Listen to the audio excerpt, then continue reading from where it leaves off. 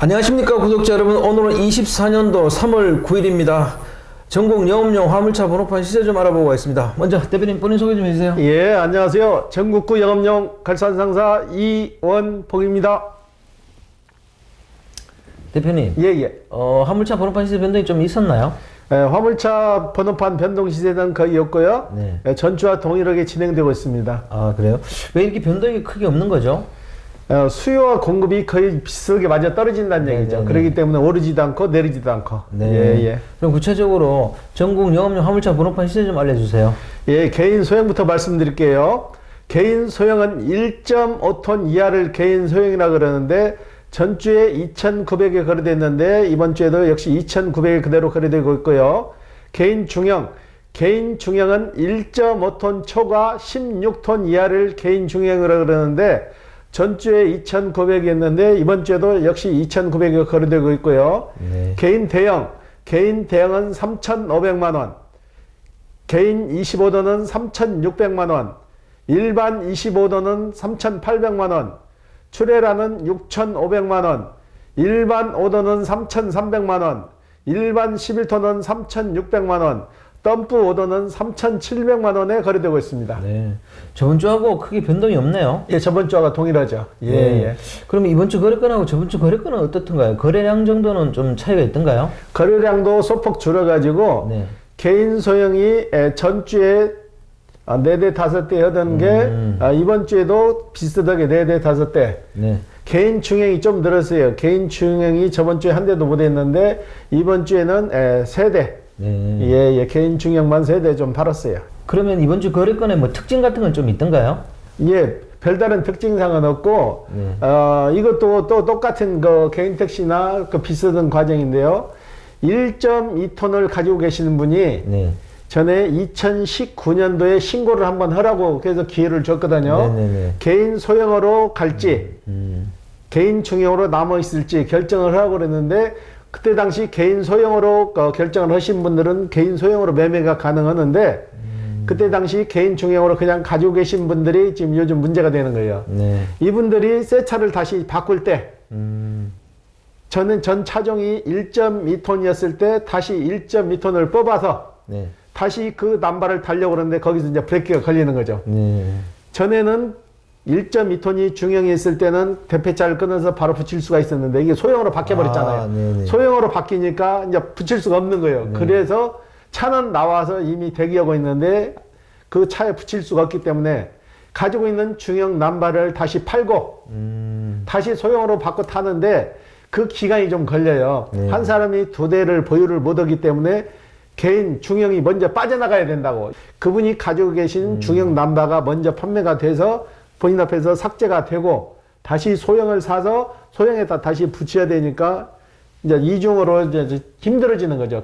기한도 좀 늘어나고 금전적인 손실도 좀 따르는 거죠. 네. 예. 그러면 다음 주 화물차 시세 전망을 어떻게 보세요? 다음 주에도 큰 틀의 변화 없이 개인 소형만 해서 20에서 한 50만 원 정도 오를 것 같고요. 네. 개인 중형은 소폭 하락할 것 같아요. 네. 개인 중형 같은 경우는 살려고 하시는 분들이 좀 적어요. 네. 지금 오래된 넘버 중심으로 해서 매매가 되고 있는데 그래서 개인 중형도 지금 매물이 많이 나와 있거든요. 네. 그래서 소폭으로 하락할 것 같아요. 네. 예. 이번 주 거래건 대부분 개인 소형에서 일어난 건가요? 개인 소형하고 개인 중형인데 개인 중형 같은 경우는 그 이제 형태가 되는 거죠. 개인 중형을 갖고 있다가 1톤, 1.5톤으로 바꿨을 때 개인 소형으로 내려가는 거. 네. 그 과정에서 세대가 왔다 갔다 한 거예요. 예. 이번 주 거래건 중에서 기억에 남는 건 있으면 얘기 하나 해주세요. 예, 별다른 건은 없고, 전에 저희한테 개인 택시 2번, 화물차 2번 사갖고, 마지막으로 이번 1.2톤 사가지고, 연수를 받는다고 그랬는데, 이분이 경기도 광주까지 가셔갖고, 선탑을 하셔서, 네. 선탑을 하셔가지고, 이제 본인 얘기예요. 본인 얘기가, 이제는 자신 있다. 그 어르신이, 76살 먹은 어르신이 아주 스파르타식으로 가르쳤나봐. 아, 네. 걱정하지 말고 이러다가 막히면 본인이 쫓아가서 해결해 줄 테니까 맘 놓고 일 한번 해봐라. 그래서 거기에서 이제 큰 위안을 얻어서 이분이 선탑하고 와서 저한테 이제 월요일 날부터 일을 하신다 그러는데 그분이 그러더라고. 그분 하시는 거 보니까 그분 절반만 하면 다 생각하면 되겠다 이거예요. 그래서 그분이 자신감을 갖고 이제 어릴 때부터 시작하세요. 예. 그분이 이번에 좀 잘 됐으면 좋겠습니다. 이번엔 잘 될 것 같아요. 저도 예감이. 근데 하도 뭐 이거 하고 저거 하고 자꾸 바꿔가지고 좀 무슨 일이든지 지긋하게 해야 뭐 좋은 결과를 얻을 수 있는 거 아니겠습니까? 예, 그렇죠. 네. 대표님, 요즘 화물차 야간 불법 주정차 문제가 좀 다시 불거지더라고요. 이건 또 왜 이렇게 또 문제가 되는 거죠? 가장 모순된 법 하나가 화물차 차고지 문제인데요. 네네. 화물차, 영업용 화물차를 하게 되면 톤수 2톤 이상은 화물차, 자가용이든 영업용이든 차고지가 들어가요. 네네네. 차고지가 들어가는데 실질적으로 차고지 발급을 하게 되면 거의 한 20만 원 돈 들어가거든요. 네네. 4.5톤 기준으로. 근데 문제는 그 차고지가 쉽게 말해서 인천 사는 사람이 차고지를 끊어서 구청에다 제출을 해야 되거든요. 차고지 증명을. 근데 실질적으로 존재하지 않는 차고지라는 얘기죠. 이 차는 쉽게 말해서 그 차고지에 정착 갖다 주차를 시키는 게 정상이잖아요. 네. 근데 그런 땅이 있냐 이거죠, 인천에. 그런 땅이 없으니까 울며계자몇기식으로 지방에서 차고지를 사가지고 오는 거예요. 그게 서류상으로만 왔다 갔다 하는 거죠. 인천에 있는 분이 충청도에 있는 차고지를 산다고, 차고지 업자한테 차고지를 사서 구청에다 갖다 접수를 하면 그거 인정을 해주는데 얼마나 모순된 법이냐고요. 이분이 갖다 댈 수도 없는 차고지가 뭐가 필요하냐고요. 그걸 왜 충청도, 경상도, 전라도 가서 사가지고 가서 그걸 차고지 설치를 해야 되냐고요. 네. 이게 그렇게 어떻게 보면 정부 방침이 너무나 잘못된 게 지금 더 큰 차들은 대형 차들이죠. 차고지가 없으니까 이면도로에 잠깐 저녁에 이제 주차를 하잖아요. 밤샘 주차를. 어느 지역을 정해줘서 공단 같은 경우에는 저녁에는 많이 왕래하는 차들이 없잖아요. 네네. 그리고 좀 한적하잖아요. 이런 데를 동서남북으로 지정을 해줘서 그러면 공단에 넣어서 공단 도로변에 몇 시에서 몇 시까지는 정상적으로 허가를 내주라는 얘기죠. 그렇지. 단속을 하지 말고. 이분들도 먹고 살아야 되는데 밤샘 주차나 딱지 끊으면 제가 알기로는 한 20만 원 정도 과태료를 내거든요. 막말로 말해서 한 달에 한두 번 단속하는 게 아니고 맨날 돌아다니면서 단속하는데 5번 끊으면 한 달에 100만 원이에요. 그러면 돈 버는 것보다 거기다 과태료, 주박차 과태료 내는 게 더 부담이 크잖아요. 그러니까 그만큼 차고지를 제공을 못하면 활성화를 시켜주라는 얘기예요. 공단이나 외곽 지역에 정해놓고 몇 시에서 몇 시까지는 대라. 그런 시스템으로 해줘야지 차고지, 그만은 차를 댈 수 있는 주차장 면적을 만들어서 기사들한테 편의를 봐줘야지. 그렇잖아요. 그런 편의는 전혀 안 봐주고 단속을 해서 주박차를 20만 원짜리 끊는다. 그건 진짜 모순된 거죠. 네. 그렇다고 차고지 그 자체도 모순이에요. 차고지도 없어져야 할 문제인데 실질적으로 그 기사분이 차고지를 20만 원 주고 샀다 했을 때 1년에 20만 원 정도가 들어가거든요. 20만 원 주고 차고지를 사면은 그 주차장에 갖다 차를 갖다 대는 게 맞는 거 아니에요. 근데 충청도에 있는 데다 이분이 인천 사는 분이 충청도에다 갖다 차 댈 수 있냐고 못 되는 거 아니에요. 서류상에 그 안 필요 없는 차고지 증명을 왜 해서 2중, 3중으로 부담을 주냐 이거죠. 그렇죠. 이건 진짜 없어져야 할 문제예요. 지금 현실적인 상황에서는 그렇게 대폭적인 차고지를 못 만들어주면은 지금 고가 밑에 같은 경우는 전에 그 차고지가 가능했거든요.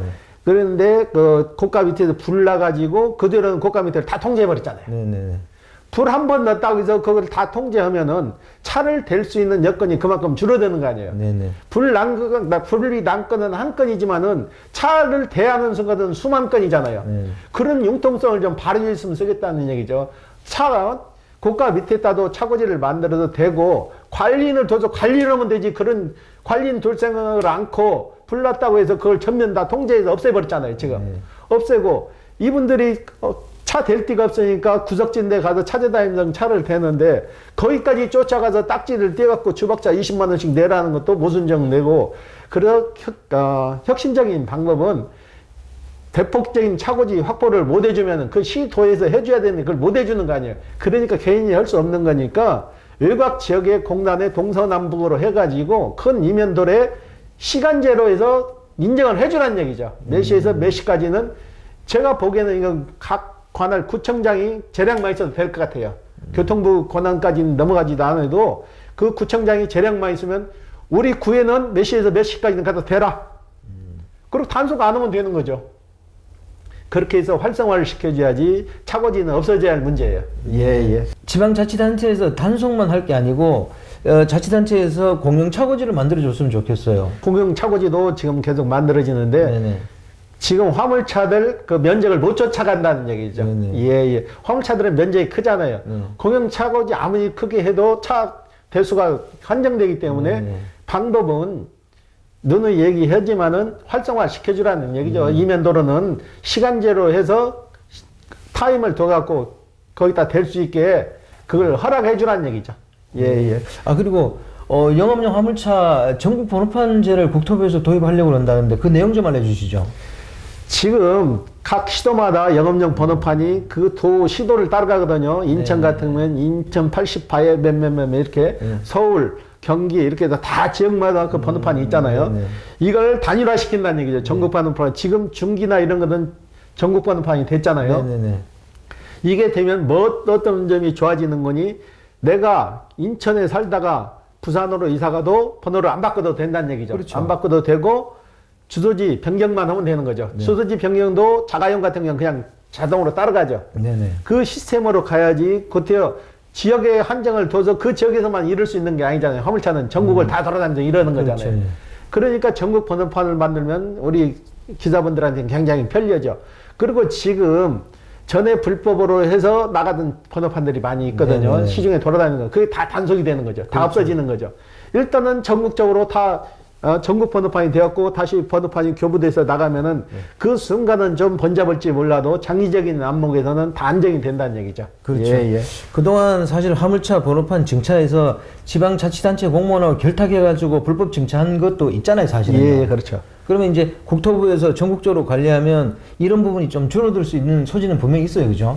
다 없어지는 거죠. 이제 번호가 차 한 대에 하나만 부과되기 때문에 그걸 불법으로 만들기 전에는 다 정리가 되는 거죠. 사실 화물차 번호판이 쌍둥이 번호판 같은 게 많다는 건 공공연한 사실이잖아요. 예, 그렇죠. 근데 이것도 지금까지도 해결 못 하고 있었는데 그래도 국토부에서 이건 좀 잘한 것 같습니다. 그러면 이 영업용 화물차 번호판에서 서울, 인천, 경기 이런 문구가 없어진다 이거잖아요. 그렇죠. 앞 번호가 지금은 서울, 경기, 부산 이렇게 나갔는데 앞 번호에 그 지역 번호가 있을 거 아니에요. 그 지역 번호를 넣고 그 지역 번호에 000에 몇몇몇 이렇게 나가면 된다는 얘기죠. 지금 그 중기나 이런 게 다 그렇게 바뀌었잖아요. 그러니까 보면 2022년도에 굴착기하고 덤프트럭은 전국 번호로 바뀌었는데 왜 화물차는 이렇게 늦게 바뀌는 거죠? 항시 그러니까 생각은 하는데 실천을 못 하고 있는 거죠. 그 교통부 장관이 와서 딱 앉아서 그 자리에서 꿰차고 업무를 3년이건 4년이건 앉아서 그 업무를 확실하게 매듭을 지어야 되는데 잠깐 했다가 거쳐가는 자리잖아요. 거쳐가니까 그런 체계적으로 아무리 좋은 안을 만들어도 실행이 안 된다는 얘기죠.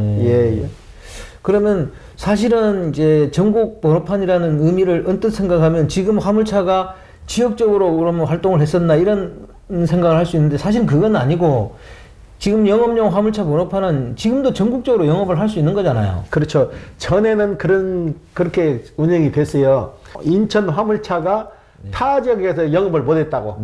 개인 택시나 마찬가지로 인천이면 인천 지역에서밖에 물건을 싣고 지방을 갔다고요. 그리고 지방에서 물건을 싣고 올라오는 것도 굉장히 눈치를 보고 그런 시스템이었는데 지금은 그 경계를 무너뜨렸잖아요. 전국 번호판 형식으로 해서 인천 번호판이 서울에 가서도 일을 할 수 있고 부산에 가서도 일을 할 수 있잖아요. 그러면 구태여 그 지역 번호를 부여할 필요가 없다는 얘기죠. 그렇죠. 그러니까 이제는 뭐 번호판 변경이나 뭐 재발급 그런 그 절차가 이제 없어지는 거네요, 그죠? 그렇죠. 화물차들한테는 굉장히 좋은 소식입니다, 이거는, 그죠? 아유, 획기적인 방법이죠. 교통부에서 또 한 가지 나온 게 지금 자동차 같은 경우는 봉인이 있죠, 봉인.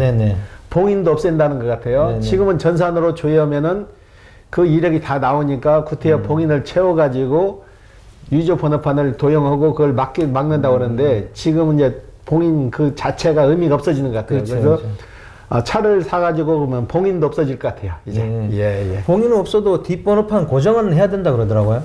고정이야 뭐 어차피 하는 거니까 이제 봉인이 없어진다는 얘기죠. 그러면 승용차뿐만 아니고 영업용도 그게 없어진다는 거잖아요. 그렇죠. 이제 봉인 자체가 없어진다는 얘기죠. 오늘 인터뷰 감사드립니다. 네, 구독자 여러분, 오늘은 24년도 3월 9일입니다. 화물차 보급판 시세는 큰 변동이 없고요.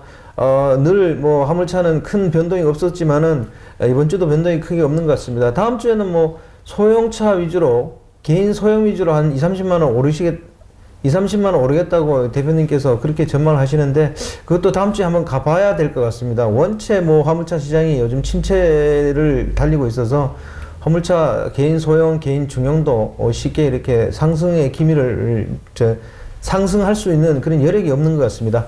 자, 호화전은 다음 주에 또 다른 주제로 구독자 여러분 찾아뵙겠습니다. 안녕히 계십시오. 호호 아재였습니다.